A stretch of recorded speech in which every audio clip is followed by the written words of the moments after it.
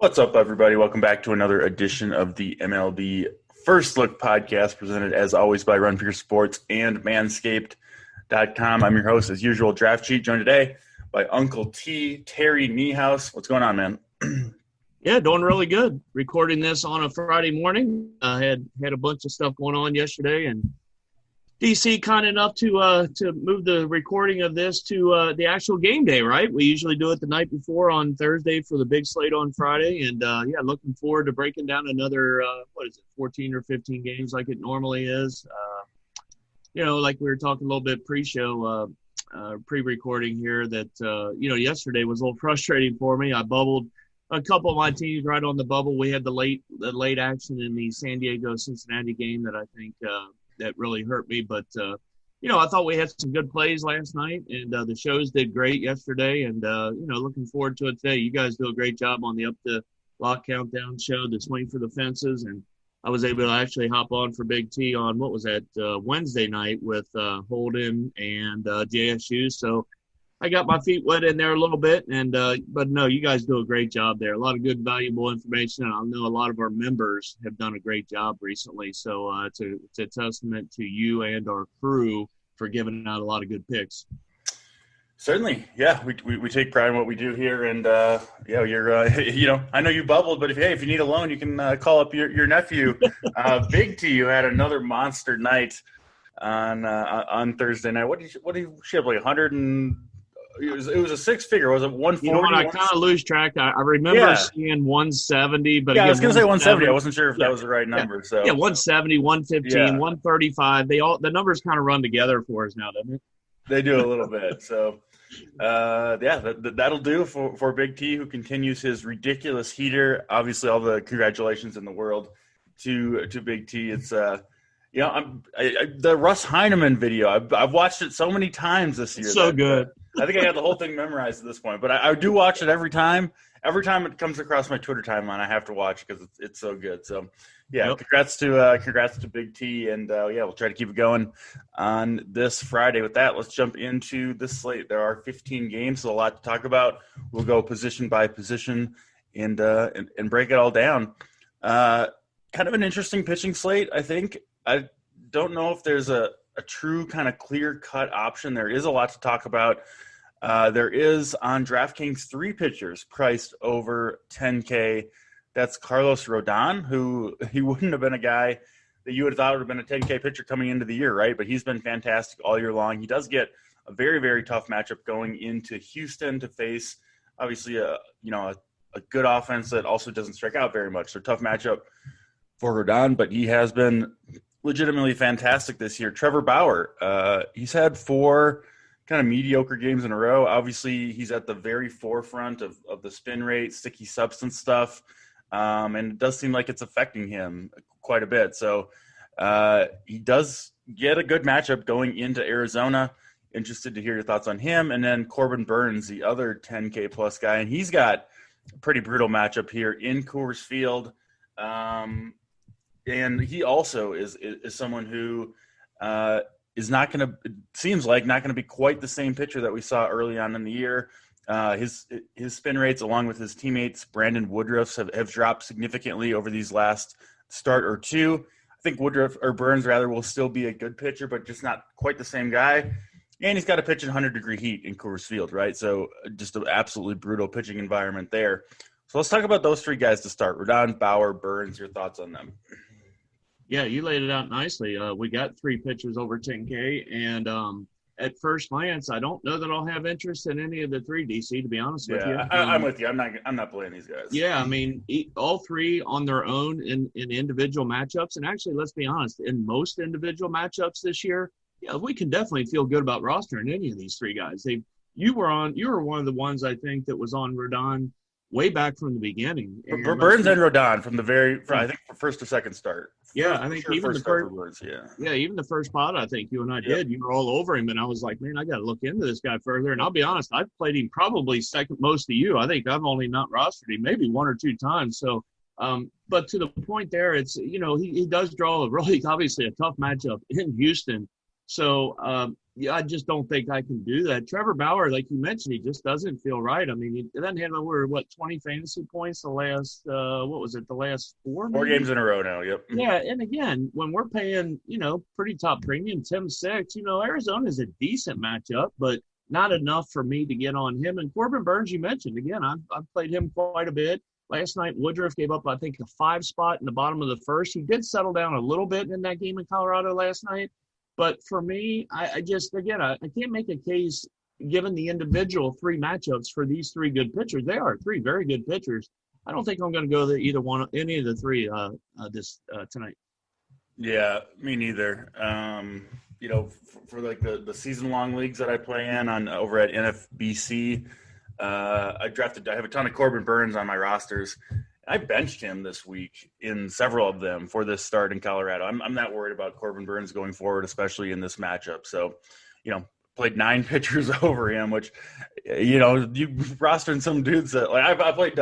This didn't work, and I played Tucker Davidson over him, who got blown up and then got injured. But that's just kind of illustrating my thoughts about Corbin Burns right now. I'm worried about him going forward, and in Coors Field, I just can't do it. We've seen Blake Snell couldn't get anything going. Brandon Woodruff had a rough start. It's hard to pitch in Coors Field, especially when it's this hot, and then you throw in the sticky substance spin rate stuff into the equation, and pretty easy fade for me. So I'm with you, not taking any of these top guys, Rodon, Bauer, Burns. I think if I had to pick one to play, it probably would be Carlos Rodon.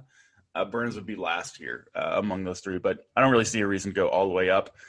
Much prefer the next guy on the list. He is almost $1,000 cheaper than Corbin Burns. That's Robbie Ray at 9,300. Another guy we've kind of been on for most of the season here at Run Pure Sports. I've talked about him a lot. I think in April I basically said I think he's pretty much a brand new pitcher. He's a new guy. He figured out something with the command and control where, he went from a guy who, basically led the league in walk rate for multiple years in Arizona to a guy who doesn't really walk anybody anymore. I mean, it's every game with this guy. He's got, a huge strikeout to walk ratio almost every time. He did walk 3 his last time out, but that was in Boston, right? In Fenway Park, where he struck out 10 guys still. I mean, he's just been an absolute monster. And now he gets, a Baltimore team who you can certainly rack up some strikeouts against. So, yeah, Robbie Ray, 9,300, kind of as far as I'm concerned, he's got a good case to be the SP1 in this slate. Yeah, without a doubt. Without a doubt. If you'd have told us, a month and a half ago, Robbie Ray would be 9,300 going into Camden Yards, a place where in the past we haven't typically liked to roster guys on the mound because, again, it's usually a pretty good place to hit.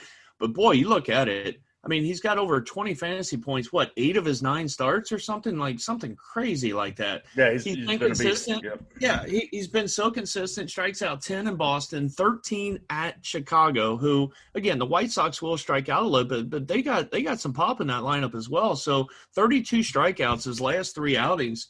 I think he's locked and loaded, number 1 here tonight, especially given what we've talked about with the 3 up top. Again, could he have a blow-up outing here sometime? Sure, they all can. But right now, that seems like an outlier. I know, again, in New York, you mentioned, a month ago or a little less than a month ago, he kind of got hit a little bit, only had 8 fantasy points. But, boy, that was the outlier. So and it was a month ago, right? That's kind of the point. He's been awesome. And I don't think he's going to slow down anytime soon. If we see a downtick in his velocity or he loses his command, would I be shocked if that happens to him at some point this year where he kind of loses his mechanics or whatever it is that fixed him? No.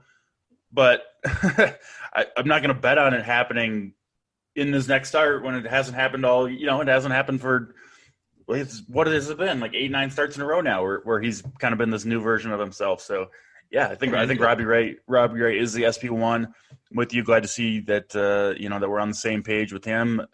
I mean, for sure, I would take him just straight up over Burns, Bauer, and Rodon. I don't think it's particularly close. I would, if he was 11K, he would still be the SP1. Is what I would say about Robbie Ray, at least from where I'm coming from. Beyond him, it gets a little dicey. I think again, it's James Caprillion for the Oakland A's. He's been good. I'm not a huge believer in his going forward, to be honest. I think he's kind of running a little bit hot right now. Again, clearly a good young pitcher, but I don't think he's quite what he's shown so far. Goes into Yankee Stadium, which, to be honest, we've seen a lot of pitchers have success against the Yankees this year. Like they're just not quite the same offense. There is strikeouts to be had. So, if I was more a believer in Caprillion or he was cheaper, then I could go there. I'm not opposed necessarily to rostering pitchers against the Yankees. I just don't love Caprillion all that much. So he's a no for me.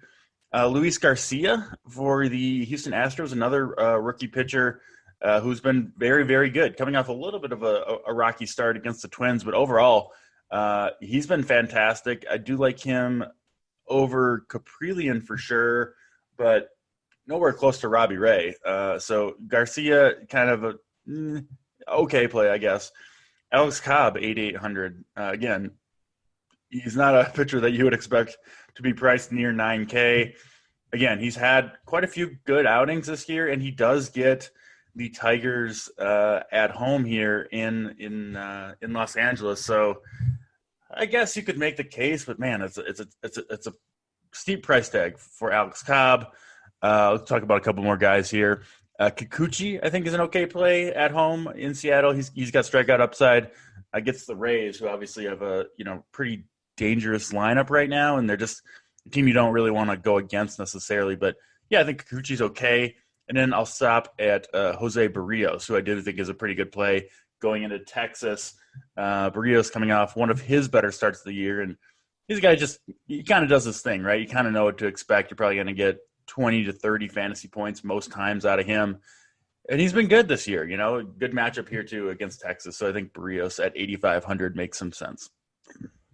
Yeah, you brought up some good mentions there for sure. Starting, with Caprillion, like you said, he's been good. Has had some really good outings. Is obviously a nice arm, but I'm definitely even on a slate where we don't have any studs really that we're going to pay up for. Right, Ray is going to be where it sounds like you and I are both going to start our teams. There's no real reason to target Yankee Stadium. Garcia is a really good pitcher. He had the one rough outing, like you mentioned, last time out in Minnesota. But before that, he had been really solid, consistent. He's right-handed. Obviously, you get, Moncada is really the only left-handed bat, at least up in the top half of that lineup where you're really worried. Obviously, you do have some power with Abreu and Anderson and company. But I think this kid's good enough to where, again, Chicago's been striking out at a pretty good rate the last couple of weeks. So I really like that. 8,900, I wouldn't even really mind pairing those guys together. You mentioned a couple other guys in this range, and after I get finished here and you go through the bottom, there's not a whole lot near the bottom that I like. So it's really, I don't like anything really all the way up top we talked about. I don't care a whole lot to kind of dumpster dive. Maybe you can talk me into a couple here in a minute. But for me, I'm kind of landing in this, 85 to 9,300 range. I do have one cheapie I'll mention here later. But Cobb, it feels a little expensive, right? But again, he draws a decent matchup. I know people have been talking recently about Detroit being kind of pesky and they're not really targeting him like they were. I don't know. I mean, maybe they're not striking out as much as they were earlier in the year, but it's still a pretty good matchup in my opinion. Yes. And then Kikuchi, again, I feel like I'm kind of missing on Kikuchi. Whenever I grab him, he maybe puts up 8 or 10 points, and when I don't use him, he's getting those. Maybe what was it the last time out? Yeah, 24 at Cleveland. I kind of thought about him, and I thought, man, not the greatest matchup. Puts up 24 points, which isn't a smash spot, but I feel like I'm kind of been not right on him is what I'm getting at. I haven't quite figured him out. Barrios is in a great matchup. We'll have to see if the roof's closed tonight, right, in Texas. That obviously matters quite a bit. I couldn't imagine playing Paddock. I know he was better the last time, but, the Reds still have been hitting the ball pretty well, 8,300. I know it's a good ballpark. I can't do it. Pivetta, no way. Cueto, no way. So as we go down here, and I'll let you get into the 7K range first, but for me, I kind of had Garcia, Cobb, possibly Kikuchi, and then Barrios. What do you think about Barrios? I don't know if I heard you mention him or not. Or did you talk about him? Yeah, a little bit. Yeah, I think he's a strong play, right? I mean, Again, he's not an ace, but you kind of know what you're going to get out of him. I think he'll be solid against Texas. He's going to get, a lot of lefties, right? 5+ strikeouts here. Like he'll be solid. So I think Barrios is a good play. I think it's close between Barrios and Kikuchi for me. Kind of similar, not similar pitchers, but similar producers, I guess I would say for DFS purposes. I mean, Kikuchi, he hasn't been below 15 fantasy points in his last 7 or 8 games. I mean, that's some pretty damn good consistency. It's between 15 and 30 pretty much every time out for him, which works, on the slate at 8,600. That's kind of what you need. It's going to keep you, in the mix for tournaments and all that stuff. And sometimes, you don't need to, get more cute than you need to. So I think it's close between Kikuchi and Barrios. Slight lean Barrios, I think, for me, just because the matchup is better, right? Its matchup's not bad for Kikuchi. I'm not that scared of the Rays in Seattle, but I'll still take Barrios slightly ahead of him. Beyond these guys, it gets rough kind of in a hurry, like you mentioned. I mean, there's not a lot of guys that I have interest in. I mean, I'll go ahead and cross off Nick Pivetta, no Cueto, no Max Fried against St. Louis. Too many right-handed bats there for me, so I don't like that. Eric Fetty, I just kind of way overpriced, I think, honestly, at 7,500. Don't really want to play Vince Velasquez. Zach Davies, even against Miami, is kind of an easy pass for me. You said you had one cheap guy. Who is it? I don't know. Now, again, I mean, it wasn't like a cheap guy that I had like 3 stars next to or anything. Yeah. But actually, you just mentioned him again. It's going to be where we need to kind of dig in as the day goes, see if we can find maybe some weather spots too, where maybe you get some good weather, blowing in or such, where you can grab a pitcher. Sure. And that's what I was kind of looking while you were talking. The weather in Chicago tonight with Davies. Now, clearly, Zach Davies is not a very good pitcher.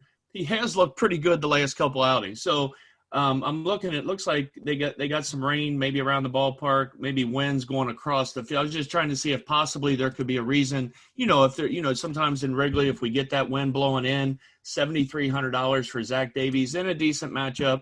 We're going to talk about one guy here when we go to positions that I like, and you guys are going to like in Chisholm. Against Zach Davies has got a good price tag tonight. But he's put up 28 and 24 DK points the last couple outings against St. Louis and in San Diego. Again, I don't love it, but, you and I have talked for, 15 minutes or so already, and we haven't really been able to get a ton of conviction on anyone except for Robbie Ray. So if that weather maybe, you know what I mean, whether, maybe we get an 8 total or an 8.5, it may be 9. I don't know. It hasn't come out yet. I could maybe make a case for Zach Davies, but I don't love it. Yeah, I won't be making that case. So I'll leave the Zach Davies love for you. I'm just not a believer, and I mean the matchup, right, is kind of what you're attacking there. So and it's slate dependent too. I mean, we're starving to try to find a couple guys. Yeah, I'll have to dig into Zach Davies a little bit more, see if there's some change that he's made, that has helped him perform well these last couple starts, but. I have to say my hunch is going into that research that there probably isn't. I just don't see he doesn't seem like a guy who's gonna like flip it all of a sudden, right? He's kind of a soft tosser, that type of thing. So don't see it with him, but we'll see. That's there's not really anyone else I can recommend. I mean, I kind of shrugged off Max Fried. I guess he would probably be one of my favorites. Below 8K, but I'm not as excited about that. Zach Thompson in that same game against Davies pitched really well last time out against the Braves. I don't really think he's that great, but he's going to be another guy that I do need to dig on. What's the weather like in Chicago?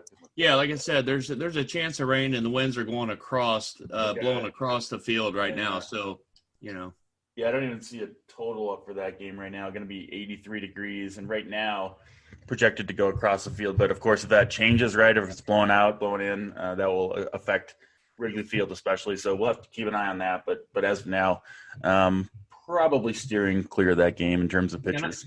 And I looked at, I couldn't remember who the pitcher was against Burns tonight. Sensatella obviously is awful. I will say this, and it's not a victory lap by any means, but I know I was all over German Marquez last night, and it was a little of both for me. I said it in my slate strategy. And he didn't crush or anything, but he was obviously really good. Yeah. there's matchups that, Milwaukee strikes out. He didn't get a ton of strikeouts and such, but good matchup, bad ballpark, good price. It was a slate where I think we could have rostered him. 5,500 just felt light. Tonight, Sensatella 5,200. Sure. Absolutely not. I mean, No. not in a million years would I take him. So, Yeah. but I wanted to say basically that Milwaukee's just not very good, in my opinion. Agreed. I know they've hung in there a little bit this year, but I think Milwaukee sucks. So I'm going to keep trying to target them in certain matchups. Yeah, 10.5 total in Coors Field. Actually, going to be a little cooler here. I didn't realize 80 degrees at game time. Still hot. Did you have any Marquez last night? I thought he was in a pretty good spot. I just played one lineup, but I didn't have him. But I would have played him if I would have played more lineups for sure. Let's go to the hitters position by position, starting at the catcher position. Anyone here, Uncle T, standing out to you? Yeah, catcher's position, you got the normal suspects up top if you've got the money to pay. Sal Perez against Pivetta at home. Gary the GOAT has caught fire a little bit. I don't think he's really, really hot, but boy, he got a pretty fairly good price jump. Like, come on, this guy hasn't done all that much this year. Like, why does he go all the way up to 5,200? Yeah, 10 days ago he was 4K, and he's all the way up to 50. And again, he's hit 3 bombs the last five games. I get it, but I'm not going. Again, I respect Caprillion a little bit. I'm not going to go 5,200 there. Buster Posey's a guy that's been on fire all year. I had him the other night. He hit a bomb, but still 5K. Depends on, again, right now, we just got finished with pitcher. It doesn't look like, obviously, we're going to have some money to spend on some bats tonight for sure. So don't mind him. Omar Narvaez against Sensatella, 4,600. I'm sure he'll draw the start tonight, probably about, maybe 5th or so, maybe in that lineup. I'm not sure. I don't mind him. But as you go down a little bit, I think I had Contreras at 4,500 in that Chicago game against Thompson. I don't love it again. 4,500 will probably be leading off. Who else did I have? Stevenson, 3,800 against Paddock. He hasn't had that real breakout game, but Tyler Stevenson's been really good the last 2 or 3 weeks. 3,800, I think, is a fair price for him. And I'll mention one other guy, and I'll let you get in. My boy, I should say, Mike Zunino, 3,500 against Kikuchi. If you wanted to, obviously he's got some power. I don't like the ballpark, but he does have a little pop. I think he's got 13 bombs on the year. He's not even hitting 200 though, so you're almost obviously banking on the home run ball there.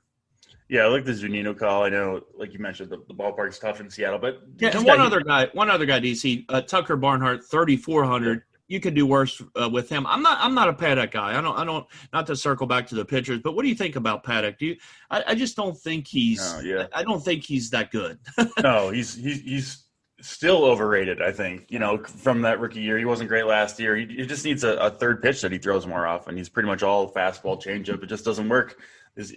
Those 2 pitches aren't good enough to get by. He does throw a curveball, mixes it in there, but he needs to develop a little bit, I think. And to me, he's kind of one of those guys that I think he kind of came up, through Little League and high school and college, and he never in minor leagues, and he was able to get by with 2 pitches, so he never developed a third. You get to the big leagues, it's a little different. So, yeah, Paddock, obviously a fine pitcher, but he's not some upper echelon guy, which maybe we kind of thought he was going to be when he emerged a couple of years ago. I don't have a lot to add at catcher. I think maybe this could be a punt position for me. I don't love any of the top end options, so maybe save a little bit of salary here. We've been riding the Ryan Jeffers train a little bit since he got called back up after Mitch Garver went down for the Twins. He's been good. He's hit a few home runs. If he's in the lineup against Fulte, I think he's a solid play. I'm with you on Zunino. Again, ballpark sucks, but Zunino has big power, right? He can hit it out anywhere, so I'm not super worried about that for him. You're just kind of hoping for that home run, like you mentioned. Yadier Molina, I think, is okay at 3,300. I kind of like the Cardinals a little bit against Max Fried. So some places you can go. Maybe we'll get a $2,200 catcher that looks like they're in an okay spot. I wouldn't mind full punting this position if it came down to it, because I just don't love most of the guys up top or frankly in the mid range. Just not the best. Yeah, when is and just because I know you got more of a hand on the Minnesota guys, when is Mitch Garver coming back? By the way, do you know? Is he close? I don't know. Took a foul tip to to the privates, I believe, and then had surgery like that same day. So I haven't seen. I think it's going to be a while though. Okay.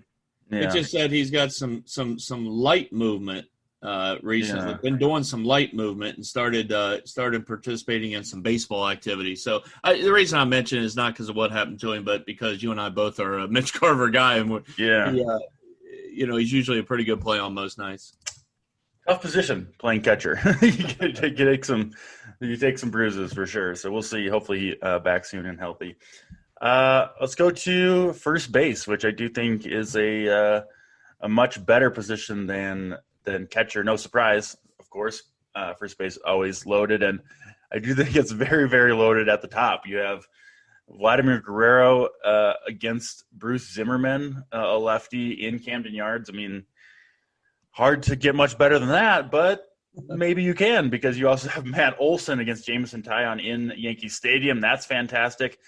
I think probably my number one is actually Shohei Ohtani. I love taking lefties against Jose Urena in general, and Ohtani's just been a monster all year.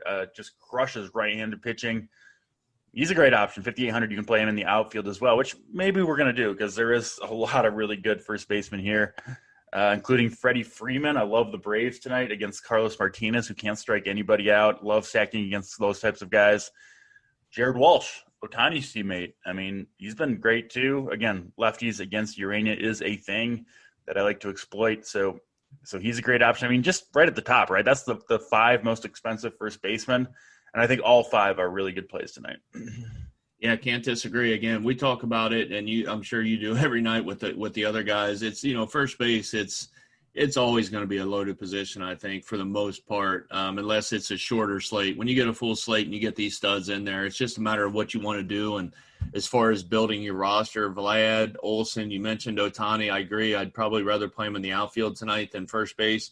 I was on Freeman the last couple of days. Walsh feels like it's a little – I haven't been really playing Walsh. That's maybe why – it was a little bit of a sticker shock to see 5,500 for him. Obviously, he's been really good in a good matchup. I just haven't. I've been kind of late to the party on Walsh, so that kind of looked a little bit, a little inflated to me. But obviously, it's warranted. He's been on fire. Yeah, I think he's that good of a hitter.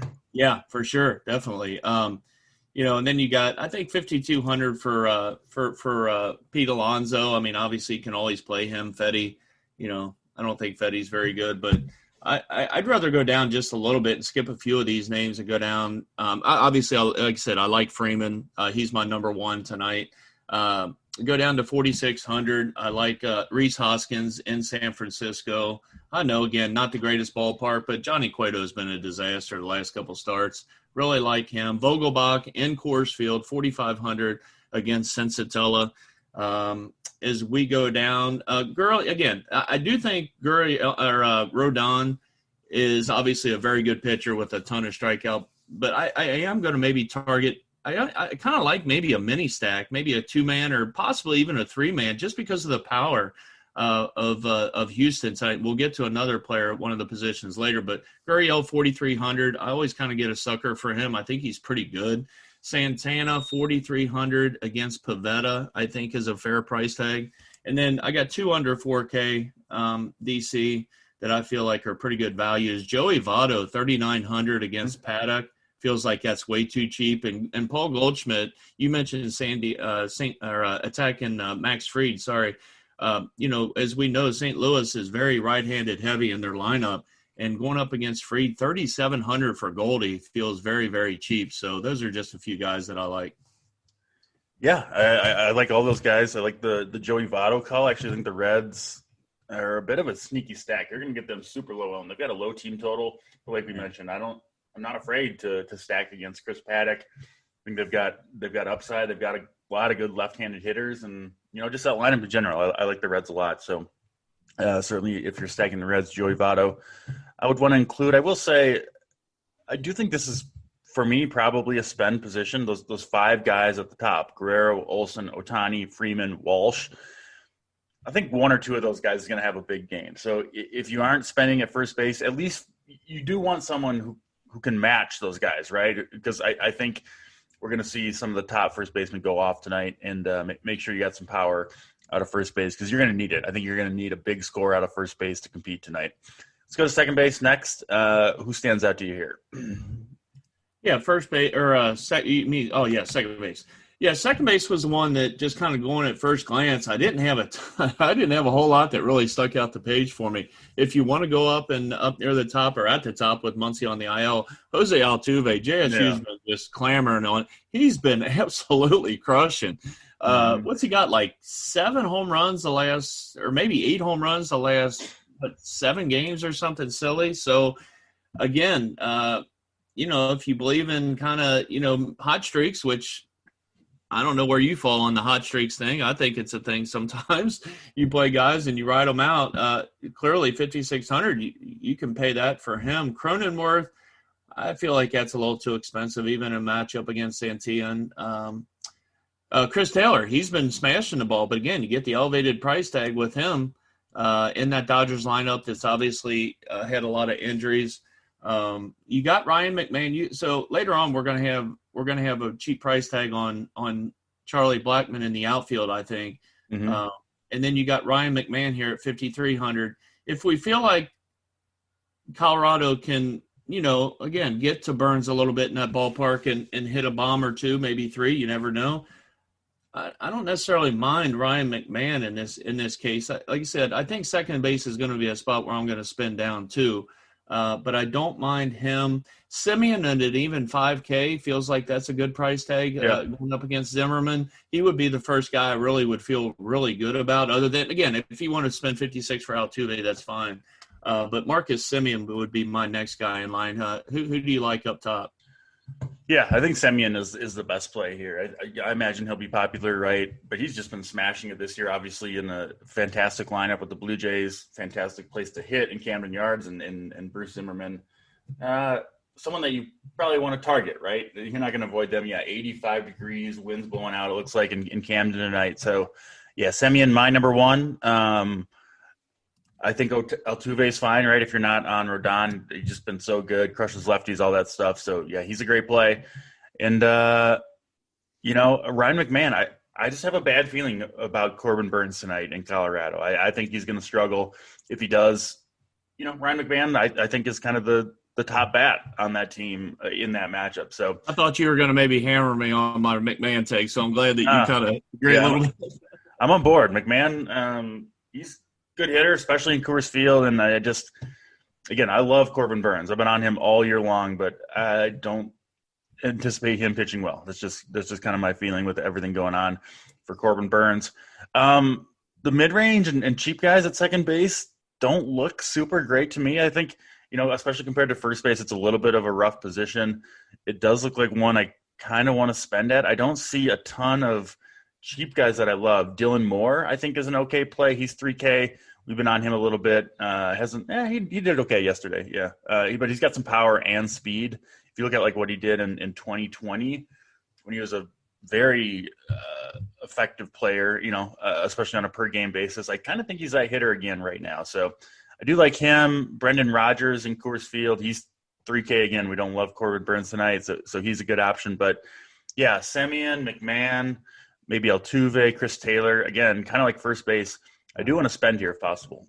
Yeah, I definitely agree. If you spend, I go all the way up. That mid range, I would agree with you. I wouldn't really mess too much in that mid range. If you either go all the way up or try to find a punt in your stack and save the money, and then pay up at first. And again, we got a couple of spots here coming up where I think we can spend a little money.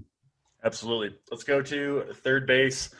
Kind of like first base and second base, there are some pretty damn good options at the top. We just talked about Ryan McMahon. You can play him at second or third, so we don't need to go over him again. Rafael Devers against Jackson Kowar for the Kansas City Royals. Top pitching prospect, but we have seen these top pitching prospects, for the most part, really struggle so far this year. I've heard some theories that because there was no minor league season in 2020, the top prospects, like only the organization's top prospects got to go to the alternate camp to continue their development, whereas everybody else just got sent home, didn't get to play any baseball. at all in 2020. Missed a whole year of development. And so I've heard a theory, and it does make sense to me, that the top prospects, both hitters and pitchers, their stats at AAA are overinflated because they're ahead of the curve against all those guys who didn't get to play last year at all, right? It makes perfect sense. And then they come up and they got to go against the big leaguers who did get to play, of course, last year. So it's kind of thing we're seeing that with some early pitchers. There are a couple of Reds guys. I know you're a Reds fan, Terry. Hunter Green. I don't know how closely you follow their farm system, but this guy, he just got promoted to AAA. He's throwing 102, 103 miles per hour. He's going to be a beast. So I'm excited for his debut. We've been waiting for the progression, if you will, of him to kind of come up and through. Yeah, he had Tommy John a couple of years ago, but he looks like he's ready to go. Yeah. Didn't they record him with a 104 mile an hour pitch either yesterday or the day before? Yeah, was that right? He had 104 yesterday, I believe, and then earlier this year at AA he had 105.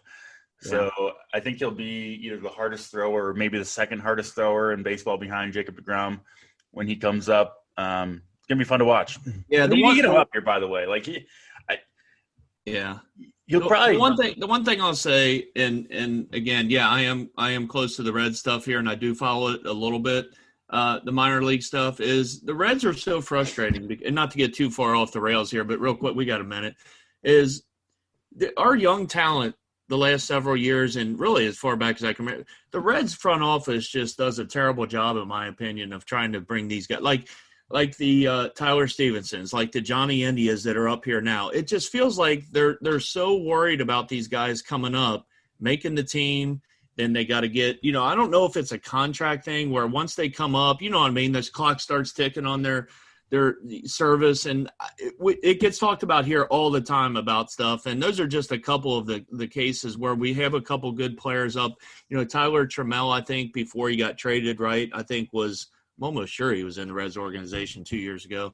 But anyway, it just gets frustrating when these organizations, especially Cincinnati, doesn't want to give these young guys a chance. And I know sometimes you're okay. Are you rebuilding or are you contending? I know that's obviously a part of it as well. And, the Reds last year were in a spot where they were able to contend and get into the playoffs. But what I'm getting at is I think Hunter Green should be up sooner rather than later. I'm with you. I think he'll be up. My guess is after one more start. I think we'll see Hunter Green in a week or two. I would think he's just been too good. And,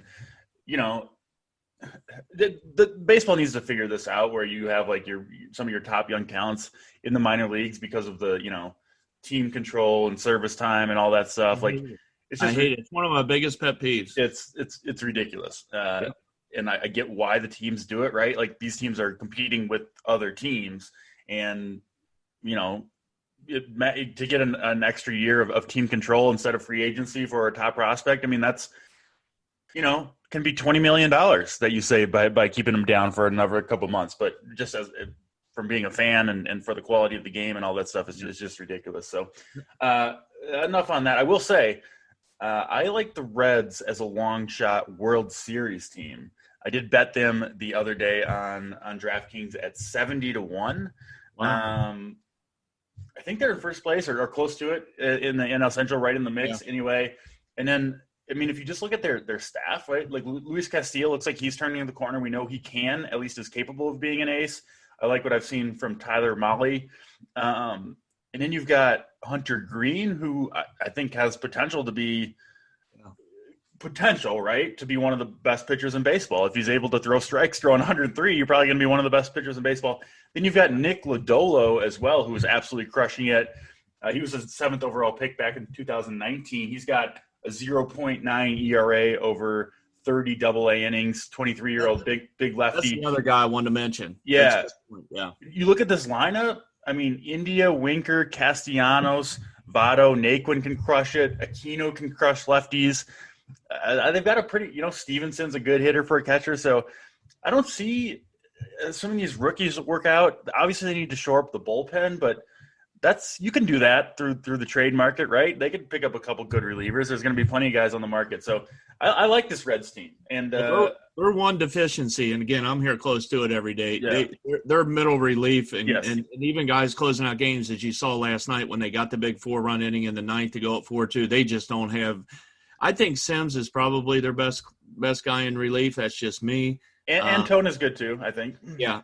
He's struggled a little bit with injuries lately, I think. But but we kind of got off the rails a little bit. But I love talking about. That's all right. But my point is, I mean, you get to the playoffs, you don't need. It doesn't matter how bad your middle relievers are because they're never coming in the game, right? If you got 4 good starters, you can even move one of them to the bullpen, perhaps. So, I like this Reds team going forward. So that's an aside. Let's get back to third base because that was a bit of a lengthy sidebar there.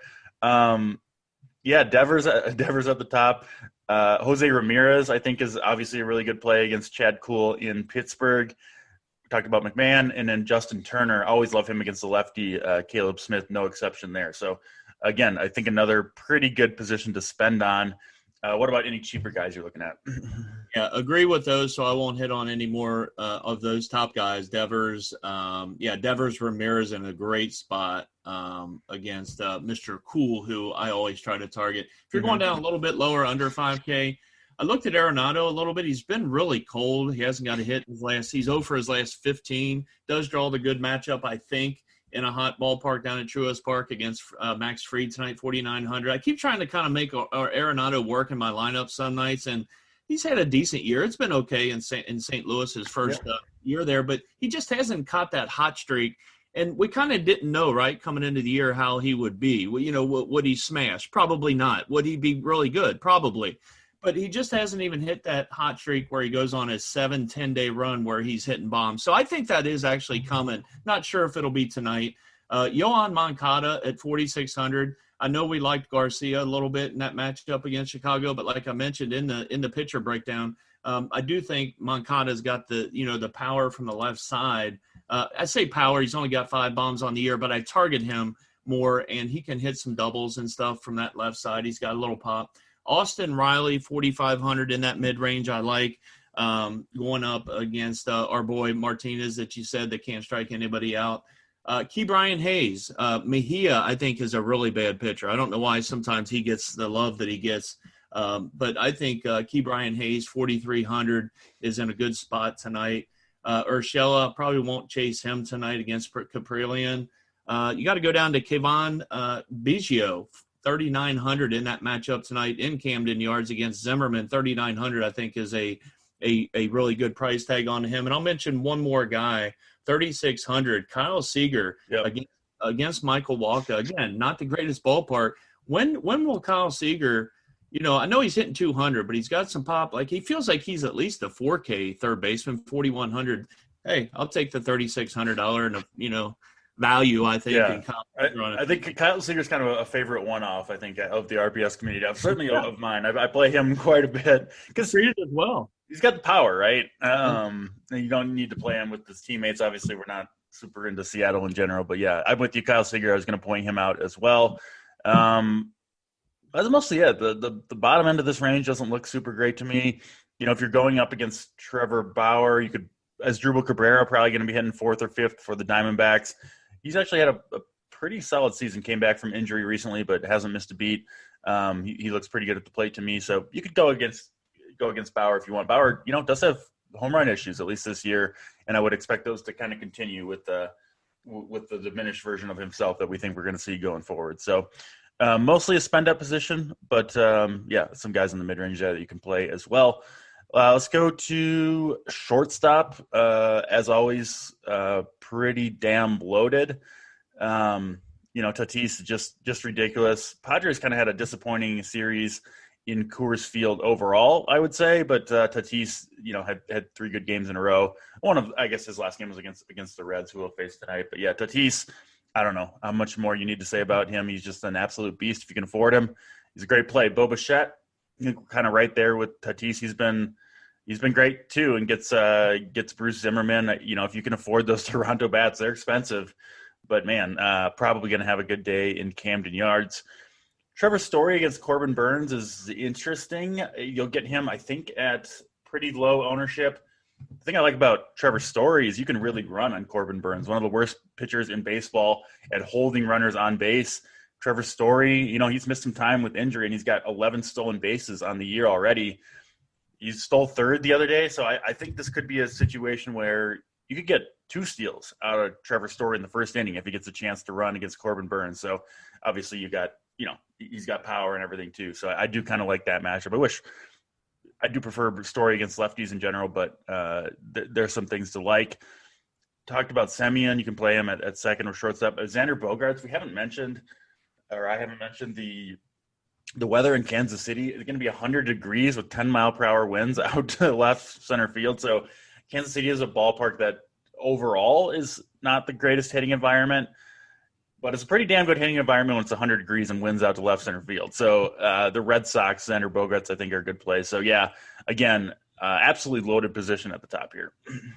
Yeah, Tatis, again, we're not going to break news by recommending. Yeah. He's got 5 homers in his life. I don't think there's certain players maybe we can claim we were on them early, like a Carlos Rodon. I'm not claiming Fernando Tatis. No, he belongs to no man. He's his own guy. 5 bombs in his last 6 games, going up against Santillan, who, again, I know people chased him in that first start because he was cheap. This guy's not that good, and I wasn't that impressed with what I saw from him, frankly. Yeah, he was cheap. That's about all I'll give him. But, yeah, as you go down the list here, you mentioned some good ones. Story just doesn't feel like he's been quite right this year for sure, but a hot streak's coming for him. Bogaerts, you mentioned. We're going to have to look into more of the Kansas City and Boston game because while that probably will end up being pretty popular with those conditions, we need to try to maybe see how we can, maybe target and get a little bit different. I know Boston – usually has that lineup that comes out where you can utilize some of those bottom of the order guys and do maybe a wraparound type of thing. But again, salary tonight might not be much of a thing based off of our pitching options. So we'll see how that goes. Semien, like you mentioned, if you're not playing him at second, he's now shortstop eligible. Trey Turner feels cheap. $4,900 for Trey Turner in a matchup in Washington against Lucchesi. Or however you pronounce that. I don't know if I said that right or not. Yeah, I think you got it. 4,900 just feels like we're used to paying 4,400, 5,500, 5,600 for him. 4,900 feels really cheap for Trey Turner tonight.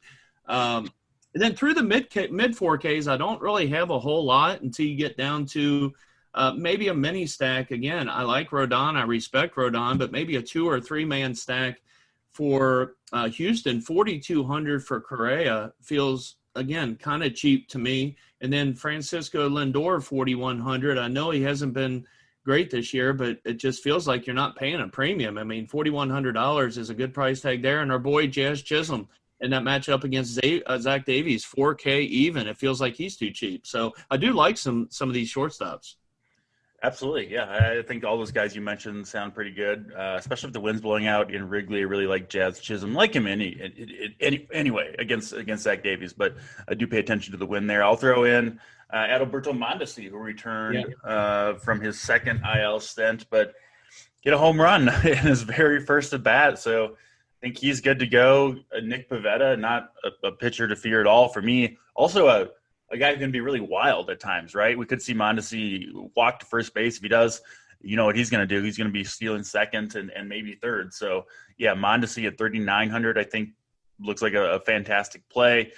Brandon Crawford, the power surge continues for him, and good matchup against Vince Velasquez, who does give up a lot of hard contact to lefties. If you're looking for a home run, I think Brandon Crawford's got a good chance to hit one out. I bet you'll get him low owned.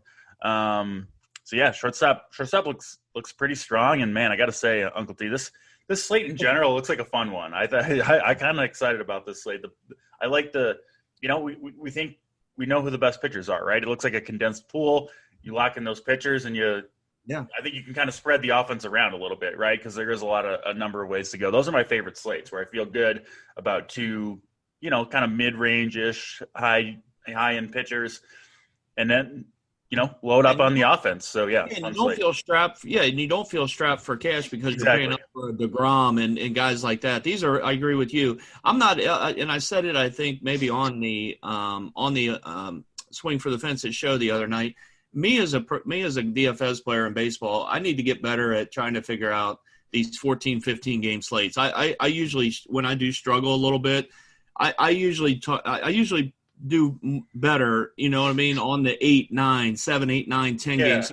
14, 15 game slates, I usually struggle a little bit, and I need to get better as a DFS player at these bigger slates. I think a lot of people feel that way because when there's so many teams, listen, if you're in a big tournament, right, with 10,000 lineups or 30,000 lineups, whatever it is, every team basically is going to be stacked by a number of DFS players, right? And if you're not on the team that scores 12, 13 runs, which on a 15-game slate seems like there usually is at least one, it's tough, So I think that's a common sentiment. I agree with it. Cheaper shortstops, I'll mention one guy, Taylor Walls, hasn't done much for Tampa Bay yet. I think he will hit, though. 2,400 against Kikuchi. We'll see where he hits in the lineup, but I think he's a decent punt, assuming he's in the lineup. So that's shortstop. We'll go over to outfield, which, of course, is always just absolutely loaded. No difference today. To me, I think Ohtani is my favorite. I talked about him maybe being my favorite first baseman. Can play him in the outfield as well. But, man, at the top, a lot of different ways you can go. Of course, Ronald Acuna against Carlos Martinez. You can't go wrong there. You've got Mookie Betts. I think I'd prefer Ohtani and Acuna to Betts at this point. Betts just hasn't shown quite the upside, but obviously a fine play. You've got Christian Yelich in Coors Field. Again, down season for Yelich so far, but it's Anthony Senzatella in Coors Field. So I actually think I'll be interested to see where ownership goes. I do prefer Ohtani over Yelich straight up. Jesse Winker, our guy Jesse Winker, he's slowed down a little bit, hasn't homered in a few days, but I mean, this dude is just crushing it. If you watch him hit, I'm sure you watch a lot of Reds games. Wow. Man, even when he makes outs, he just looks so good at the plate. Outs. Yeah. Every single at bat, like when he steps to the plate, you think something good is going to happen. I think he's legit one of the very, very best hitters in baseball. It's Chris Paddock. I'm not scared of that matchup whatsoever. So you'll get Jesse Winker at very, very low ownership. That's something I'll be investing in for sure. So that's kind of the top end. Why don't you throw in some more guys that you're looking at? Because, I mean, we could talk about outfield forever, obviously. Yeah, definitely. I think as we've talked on this show the last, almost hour now or so, I think this Reds game is going to go one of two ways for you and me tonight because I don't care for Paddock and I do like – people are going to play Paddock. I mean, he's a big favorite. Reds have a low team total. Yep. Yeah. So, so not mentioning some of the guys that you mentioned let me see. Where did I go down to? I think actually my list started again. These guys up top that you can play in your stacks and stuff. I won't up above 5K. I won't really mention anymore that you mentioned. But 4,500 for Castellanos again. Still in that Reds game against Paddock. I like Castellanos at 4,500. Dominic Smith at 4,400. I'm kind of liking, and boy, the Mets have been just a terrible team to try to figure out as far as stacking this year, but I kind of like him. He's got a little bit of pop at 4,400. Also, Yastrzemski in that game out in San Francisco against Velasquez, he's been hitting the ball well lately, 4,400. Let me get a look at him. Yeah, he's the last 2-3 games, he's put up 16, 12, 23, done a pretty good job there. One of my favorite point per dollar guys tonight, 3,800. Tyler O'Neill against Max Fried, 3,800 feels really cheap for him in that matchup. So I'm definitely looking at him in maybe a St. Louis stack tonight. Randall Grichuk, 3,800, got obviously some power against Zimmerman and Camden Yards. I'll mention one more, Eddie Rosario against Chad Kuhl.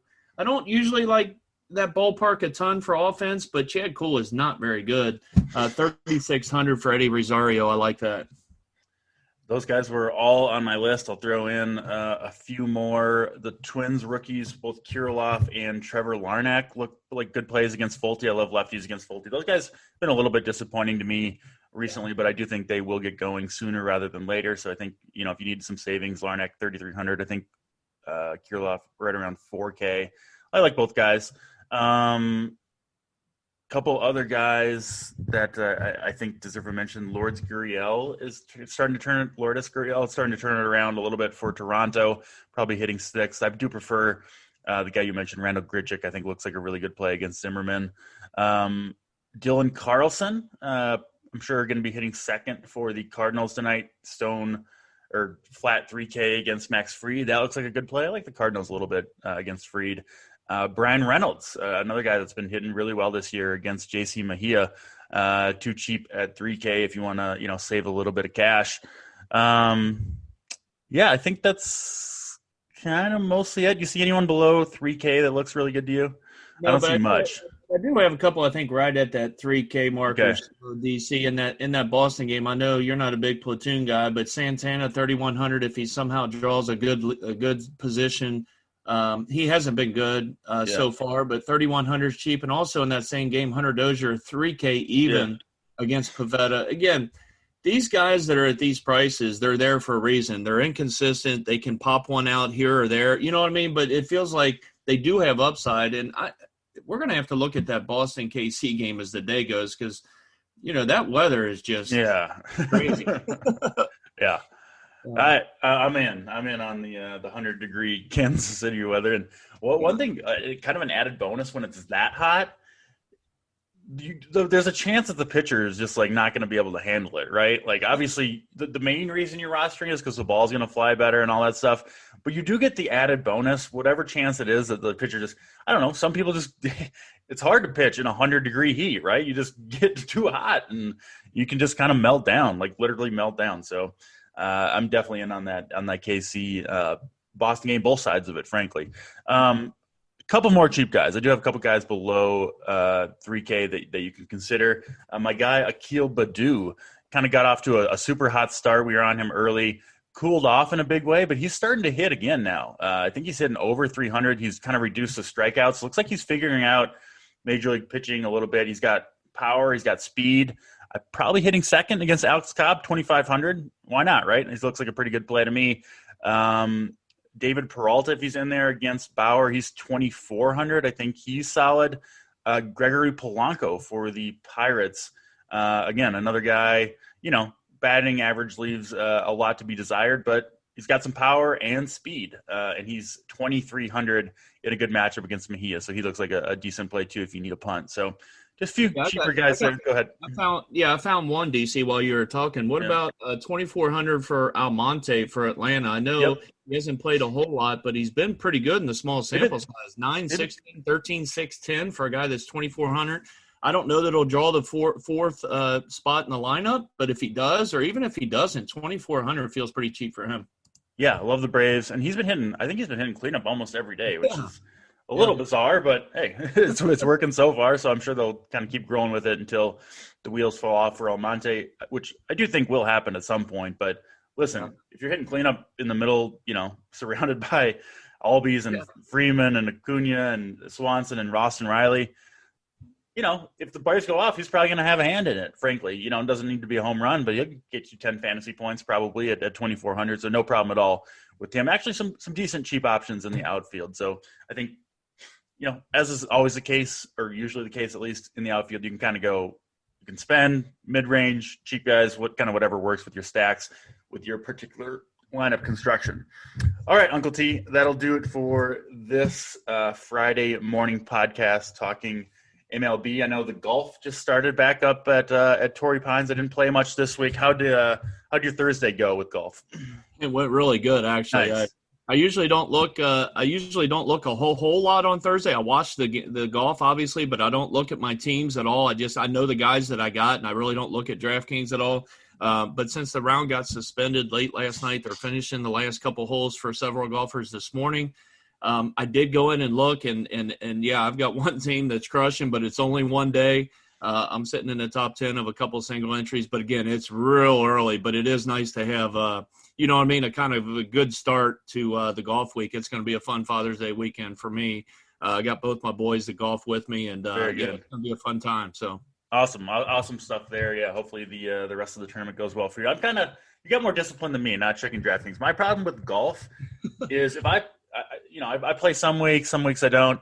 If I do play, I get way too obsessed with it, right? I'm refreshing Shot Tracker every 2 seconds, and I just can't turn it off. I don't know. Some you wrong would with fit me. well in our golf Discord. We got some members, and we love our members in golf. But man, our golf Discord tilt is got to be the worst. First guy, he misses the fairway by a yard, and I'm tilting already. So it just kills my productivity for baseball. So I either kind of gotta and that's no matter how many teams or how much I play, I still can't help but just full on sweat it. So I'm either got to play a lot and then I don't feel so bad about being obsessed with it, or or not play at all, and then and then I don't have to follow it. And then you can still play Showdown and stuff on the weekend. I kind of like to just jump in there on Sunday, and then I got a couple guys to cheer for. Kind of can be fun that way too. To have a little fun one Thursday, go into our Thursday morning. Like usually, tournaments on the East Coast will start at 7:30 or 8 o'clock Eastern. Go in there about 8:30 on our golf Discord, and it's just complete tilt city. Like 3 holes in, and these guys are like, "Oh, shut the laptop. I'll go out and cut the grass." And I'm like, "What are you guys doing?" It's like I'm baseball, right? If the pitcher I recommend gives up a first inning single, it's over. Slate's over. So yeah, That's right. we love it. We love it. We love the tilt. We certainly do it ourselves, and yeah, we get it. It's part of the fun of playing DFS. All right, that will do it. This podcast will be back on Monday morning. Thanks for listening. As always, he's Uncle T. I am DraftCheat, and we'll check you next time.